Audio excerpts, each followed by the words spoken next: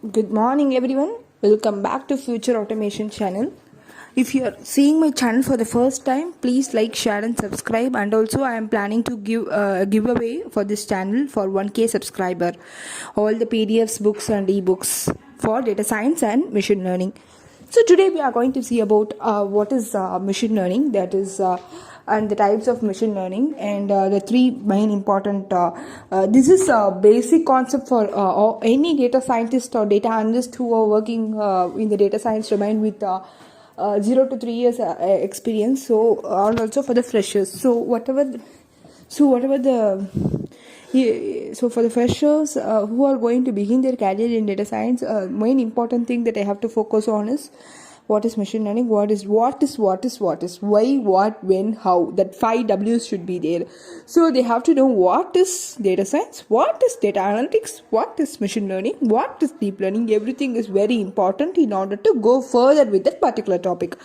So machine learning is the science and art of programming computers to learn from the data that we are going to use. So anyway, we are going to play with the data, that is the information data set. That is usually a data set or IED's data set or whatever may be the data set. So machine learning has been a hot topic now. So this is because of the applications utilizing machine learning. Every day we use machine learning in some shape or form without knowing. For example, use cases are Amazon recommendation system, Google searching algorithms, spam detection in emails, credit card fraud detection, and segmentation and self-driving, to name a few.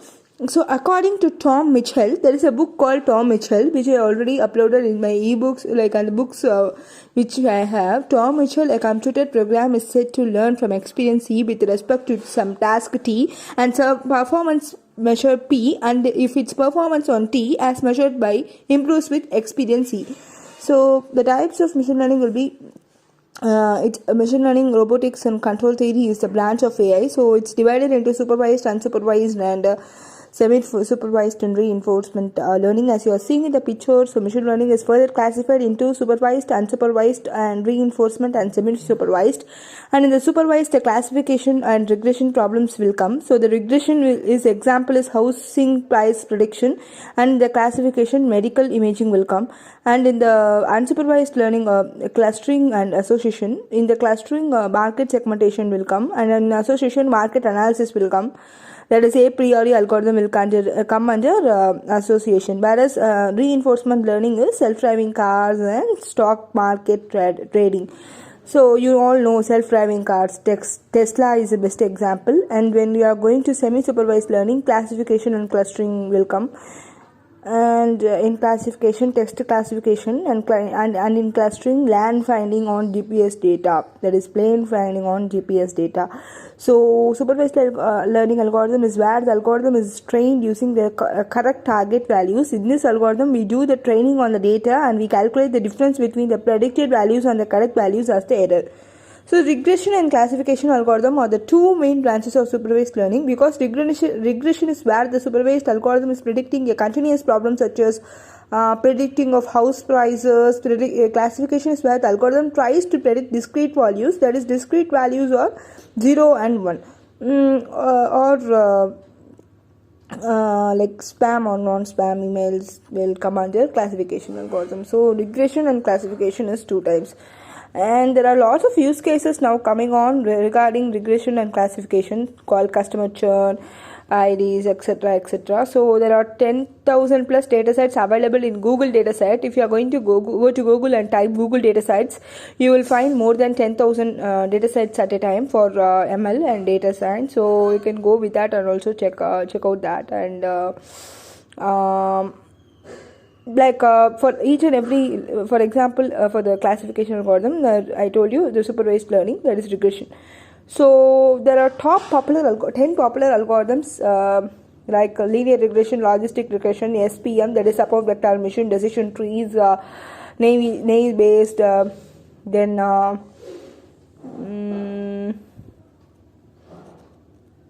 then I think these are all the popular algorithms, and clustering, K means algorithm, KNN, K nearest neighbors. So these are all the top 10 algorithms, and apart from this, APRE is also the added algorithm in the list. So you have to know the these 10 algorithms. You have to know the basics definition of it and the algorithm behind it, the algorithm explanation. Then the coding part. Then it will come, and then at last the accuracy along with the plots which we are going to show, and then at last with the mathematical calculation behind that particular algorithm. So in machine learning, data attributes are called as features. So in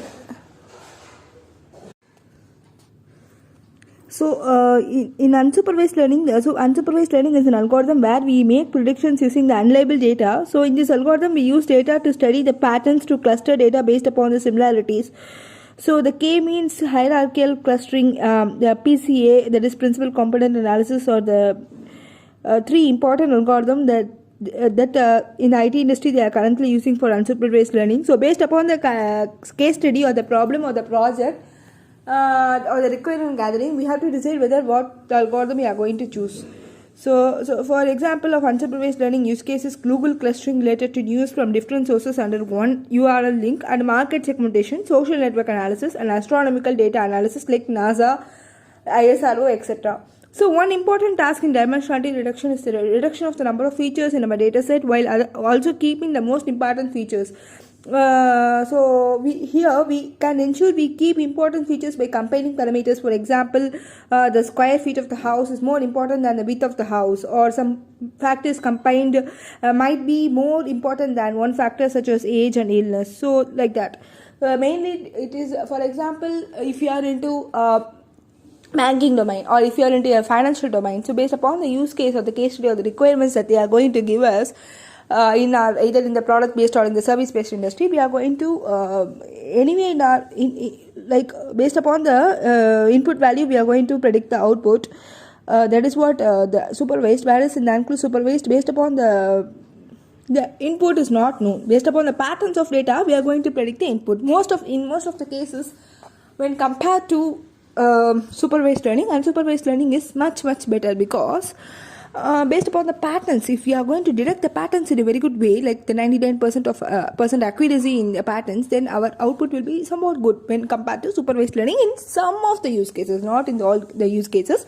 In some of the use cases, in my experience, unsupervised learning is suitable for solving or cracking a difficult problem or difficult use cases.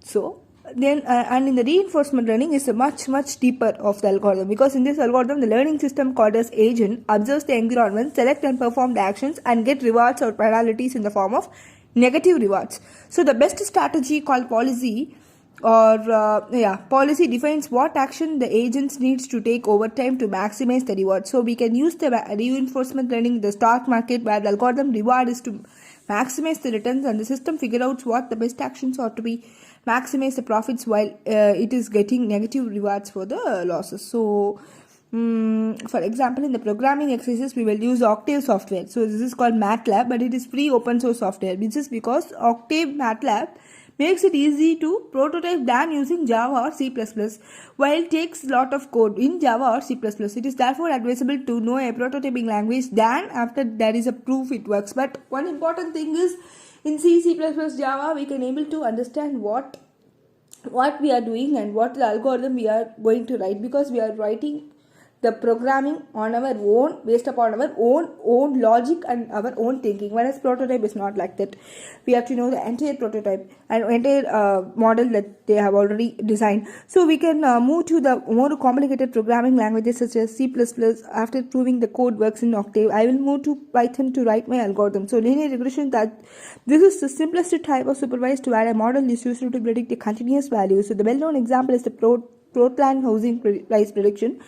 For the housing price prediction, we use a housing price. We will use the housing price dataset, because it is not like each and every algorithm. The very important task for data scientists is, we are having 500 plus models in our IT industry. In our I think in the whole world, we are having only 500 plus models in the machine learning, whatever may be the type. Okay, forget the type. Maybe it may be like supervised, unsupervised, etc.